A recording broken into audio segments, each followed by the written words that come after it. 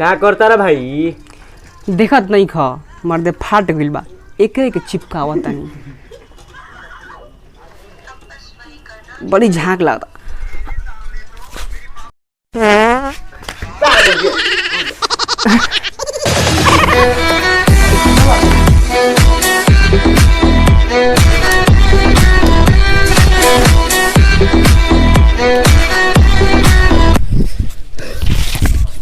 बकरौल ए बकरौल,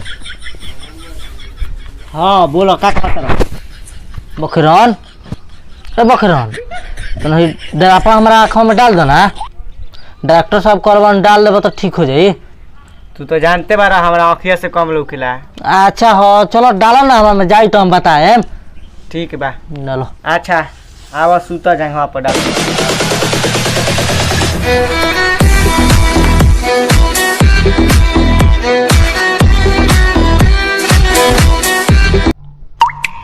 रे मर दे मुँह में कहीं डालते आँखिया में डालो। अरे भाई गलती हो गई रखो आँखिया में डालते नहीं।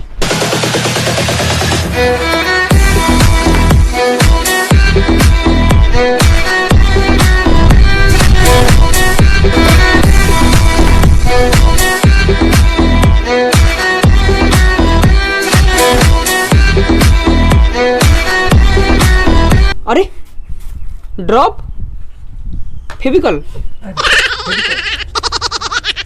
अरे भाई और आँखिया कहाँ जलन होता हो? अरे भाई तारा आँखिया में वो फेविकल डाल दिले बड़ा, यही से तारा आँखिया जलन देता।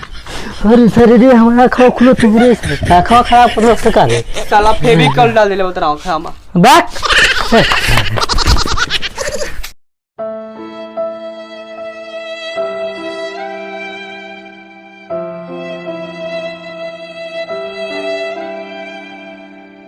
तो नमस्कार प्रणाम, ये था हम लोग का आज का वीडियो। उम्मीद करते हैं कि आप लोगों को ठीक लगा होगा। तो ऐसे ही वीडियो को आप लोग प्यार देते रहिए। अगर आप लोग मेरे चैनल पर नए हैं तो प्लीज़ चैनल को सब्सक्राइब कर दीजिए। तब तक के लिए बाय एंड टेक केयर। जय हिंद जय भारत।